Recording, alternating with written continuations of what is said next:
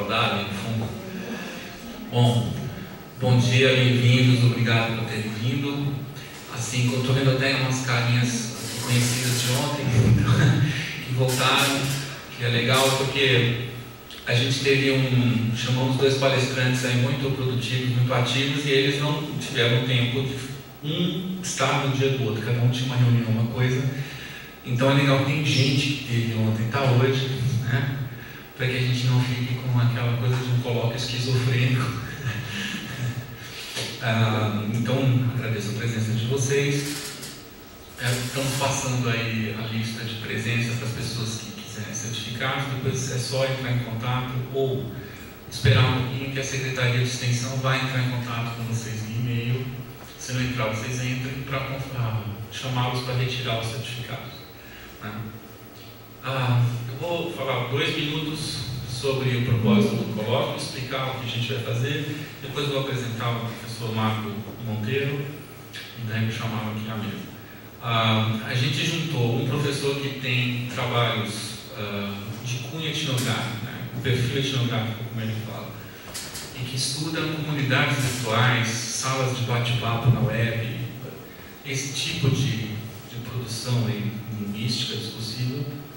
E o professor Marco é um antropólogo que trabalha com os estudos sociais da ciência e tecnologia, mas tem um perfil muito interessante porque ele vem de estudos do feminismo. Então a questão do corpo ciborgue, etc. e tal, é o que nos conecta no primeiro momento com esses outros espaços, essas outras práticas, né? E o nome do colóquio é Letramento, Fronteiras, Cultura Digital, que é o nome do meu projeto financiado pela FAPESP.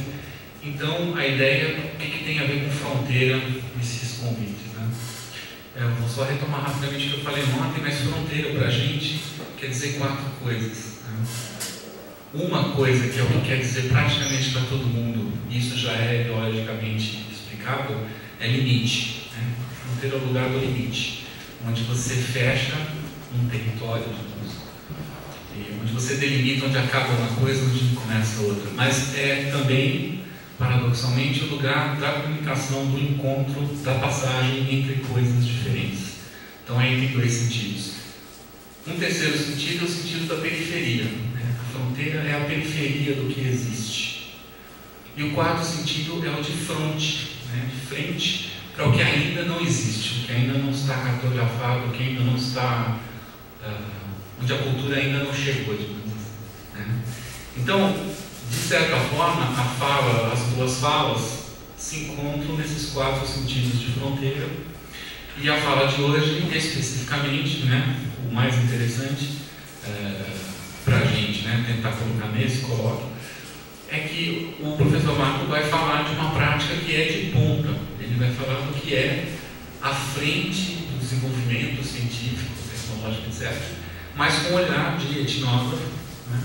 E ali a gente vai ver que nessa frente você vai encontrar o mesmo problema que o Júlio contou para a gente ontem, que ele encontra nas comunidades virtuais. Quer dizer, você não consegue separar o que é cultura do que é tecnologia, o que é corpo do que é máquina, o que é o imaginário do que é a realidade, etc., né? E o difícil é como olhar essa coisa sem recortá-la, né? Sem dicotomizá-la. E tem um esforço metodológico envolvido nisso, que é parte do que a gente tenta fazer nesse projeto de pesquisa. Então, isso posto, eu queria apresentar o professor Marco Sinésio Alves Monteiro, que possui graduação em Antropologia, mestrado em Antropologia Social e doutorado em Ciências Sociais, todos aqui pela Universidade Estadual de Campinas. Ele realizou estágio de pós-doutoramento na University of Texas at Austin, falei bonito, ou Universidade do Texas em Austin, né? Junto ao programa de Ciência, Tecnologia e Sociedade, isso em 2008. E também pós-doutoramento no Departamento de Política Científica e Tecnológica da Unicamp, agora em 2010, que é onde o professor atua. O professor atua também aqui no programa de mestrado, de pós-graduação em divulgação científica, que está aqui no IEL e que é produzido pelo LabJOB, né? Entre as pesquisas, né, as pesquisas do professor Marco abarcam os seguintes temas: antropologia da ciência e da tecnologia, culturas visuais da ciência, gênero, masculinidade e mídia, visualidade do corpo na ciência e na medicina. Atualmente, Marco é professor do Departamento de Política Científica e Tecnológica da Unicamp, com pesquisa etnográfica sobre práticas de sensoriamento remoto. O Marco vai nos apresentar um trabalho intitulado A Produção de Sentidos na Prática Científica, Etnografia e Visualizações Digitais. Marco, seja muito bem-vindo, muito obrigado por ter estado aqui com a gente.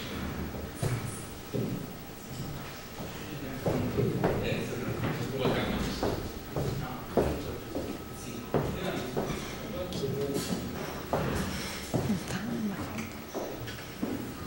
no meio das férias, de manhã cedo, só um prelúdio do que ele estava falando. Realmente eu cheguei nos estudos sociais da ciência via feminismo. Eu não sei, todo mundo aqui já deve ter lido a Donna Haraway em algum momento, né? Então, por conta dela que eu vinha me interessar por tecnologia. Eu vim de estudos de mídia, de masculinidade, e depois, com a Donna Haraway, eu me interessei mais por tecnologia e acabei fazendo um trabalho de doutorado sobre biotecnologia, enfim, mas depois disso eu fui estudar mais visualizações.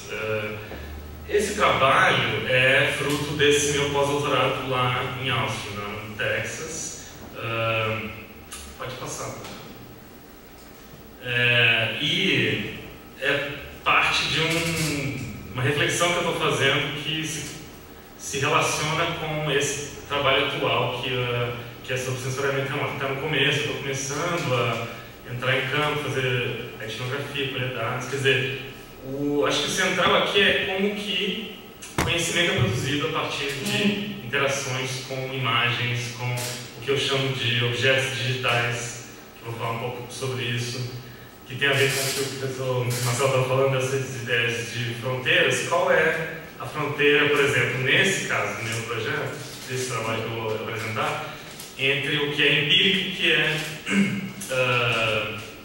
o que é empírico e material e o que é imaterial digital. Enfim, a gente vai ver que essas fronteiras se confundem no decorrer do processo. Aliás, mandei um artigo agora, estava terminando essa história de trabalhar nas férias, mandei um artigo agora sobre essa história de objetos digitais, enfim, vou falar um pouco sobre isso.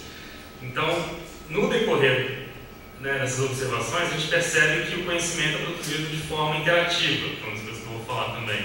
E que a ideia de visual não dá conta de explicar o que está acontecendo nessa situação de laboratório. Parece que vocês têm um grupo de estudos, enfim, espero que não seja muito repetitivo para vocês que discutiram.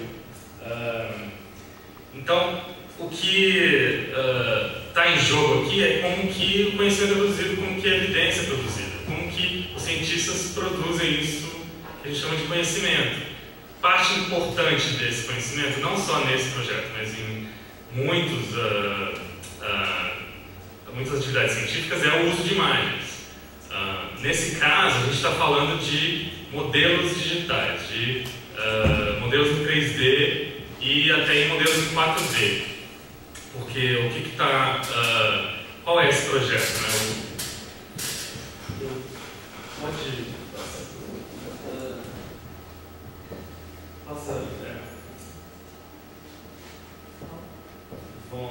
Eu ia explicar o projeto, mas enfim, vamos falar dos objetivos. Volta mais um. Não, é o outro. Desculpa, gente. Então, o que eu estou querendo com essa fala? Né? Primeiro, pensar como que o conhecimento é produzido interativamente. Então, o que a gente percebe é que os cientistas estão trabalhando com imagens o tempo todo. Só que a ideia de olhar, de observar, de perceber a natureza... Quer dizer, a gente tem essa ideia do senso comum de que a ciência é a observação do real e que a imagem, ela representa alguma coisa. Ou seja, você tem uma imagem que representa, que está no lugar de alguma coisa outra na natureza, um objeto empírico, material, e que essa representação tem alguma fidelidade por conta do método científico que a produziu, né? Então a gente está olhando esses objetos virtuais, eles estão trabalhando com modelos computacionais de transferência de calor. Eu vou falar mais para frente sobre os detalhes do projeto. Então, o que eu estava, enquanto você está observando essas práticas, você começa a perceber que é muito mais do que isso. A gente não está lidando com representações meramente, com imagens que representam a natureza e, a partir dessas representações, o conhecimento é produzido. Então, por isso que eu estava falando que a ideia de visual não dá conta de abarcar as atividades que ocorrem nesse espaço de laboratório. O que acontece muito mais são interações entre os cientistas, um com o outro, entre cientistas e visualizações, e aí que entra a questão do corpo. O corpo participa de forma muito importante da produção de sentidos na prática científica. E aí você começa a entender, eu acho que o que eu estou querendo propor aqui também com essas reflexões sobre esse projeto é de que você não consegue abrir mão de pensar a complexidade da produção de sentidos